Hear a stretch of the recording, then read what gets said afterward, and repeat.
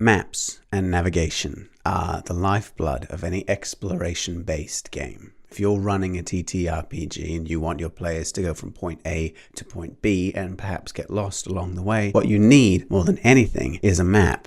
Not necessarily even for them, but for you. But if you run the kind of involved campaign in which your players do need to figure out a puzzle in order to move from their current location to their destination, then what you might want to bring into your campaign is a coded map. Hello adventurers and welcome back to the Red Quills. My name is Ryan, and today what we are creating is a set of small handouts that we can give to our players that disguise their destination and give them clues about what they need to do between going from point A to point B. So how do we do that? How do we construct them? What's the guideline that we're going to use? All of that is what we're going to discuss today. So welcome to day 20. We are 2/3 of the way through this Red Quills Mapvember challenge. Every single day this month, I've been making new maps. I've been releasing new videos. I've been exploring the little corner of the world in Requild that is the collaborative, community-led atlas that we're uncovering here. And so what I'm going to do today is make something a little bit more creative and artistic than some of the other maps that I made. If it interests you to make handouts, then stick around, hit that like button. If you haven't been to the channel before, then welcome. It is wonderful to have you. Subscribe below, comment below if you're enjoying it so far, if you've ever done a coded map of your own. And what we are going to do is sit down, weather a piece of paper, and talk about the precise method of making these maps. So the method itself is actually quite simple when we're talking in terms of the physical process. What I'm going to do is I'm going to start with a 180 GSM watercolor paper, and I'm going to divide it into pieces. Now, before anyone gets too excited, I do have a time limit on these videos. I am trying to come out with one per day, so I won't be able to make the 8 that I actually divide this piece of paper into. I'm only going to make 4. But if we like this concept, I might revisit it later. It's just something that I wanted to give the bare bones of while I had time to make this video on it for this series. So we're going to take 4 pieces of what is going to be 4 inches by 6 inches of paper. We're going to use some watercolors. Now I have my high intensity watercolor palette here from Hartmouth Koh-i-Noor. The materials are in the description below, by the way, if you ever need them. And I'm going to create 4 of them, each of them corresponding to a plot point. So as we've gone through the series so far, I've created any number of specific sites within the land of Anakos in this corner of Requild.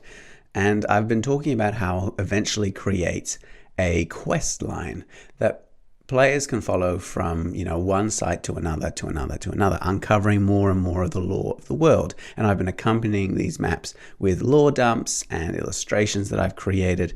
And as we go through, I'm getting more of a complete picture of what it's eventually going to turn out to be. So what I'm going to do is I'm going to take that concept of a quest line, I'm going to break it up into 4 distinct significant pieces of information, and I'm going to make a map for each.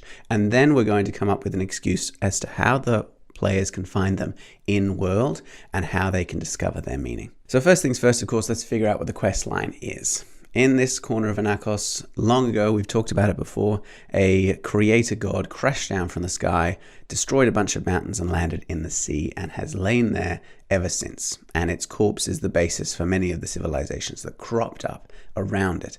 And in addition to that creation myth, there is also an end of the world myth, that one day the brother of this creator god will come down from the sky, figure out how to revive his brother, and then the two of them, hand in hand, will leave the world. And in that leaving will cause cataclysmic damage. Something that will probably never happen, but is ideally something that we want to avoid. Even if it doesn't affect the world as a whole, it will certainly scar the face of this continent and make it more or less uninhabitable.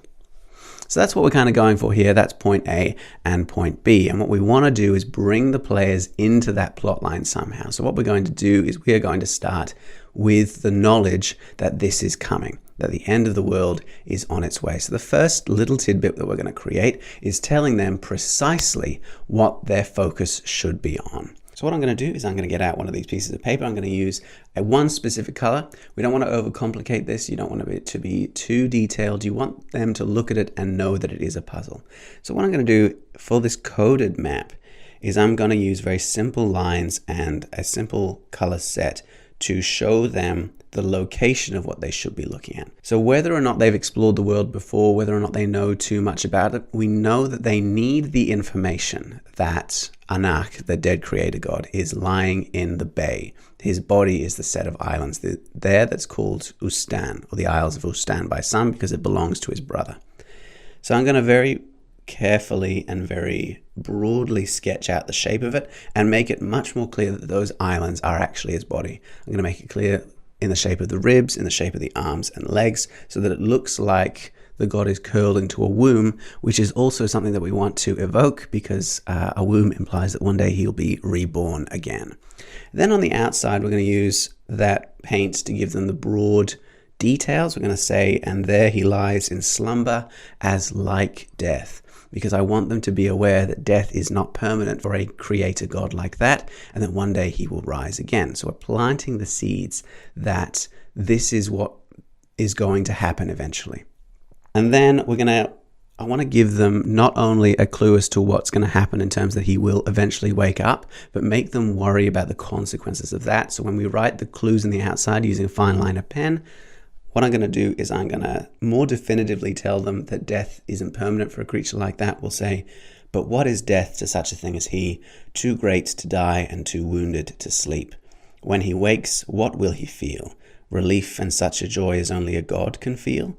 Or wrath? I want to imply that when he wakes, it's going to be cataclysmic for the rest of the world. These are the clues that they can pick up as they follow in the trail of some centuries-old explorer, discovering, as this explorer discovers, that this is going to end the world. But they are much closer to the cataclysm than that original explorer was. So that's the first piece of the puzzle. It is giving them our end destination, not the beginning, because they already know where they are. We need to give them what point B is going to be. Before we tell them what they need to do, we need to tell them why they need to do it. And in order to do that, I'm going to bring back one of the other maps that I made in this series, the map of ancient Anakos, which has the prophecy hidden in the lines around it. And that's another great way to make a coded map. That's how we can bring the materials that we make our maps into. I didn't want to do it for this because that might be prohibitive if you don't have that kind of tool, but that's what I'm going to use here. That's going to tell them the stakes for which they are fighting and the order of what needs to happen. So we've got our line, and then we've got a set of instructions, and they can be really, really broad. This map tells them that when a certain set of circumstances have been fulfilled, then the time of its waking will approach, which is fantastic. All we've got now is the final destination and then a feeling of immediacy. This quest is happening now. They need to know that there is an urgency to it.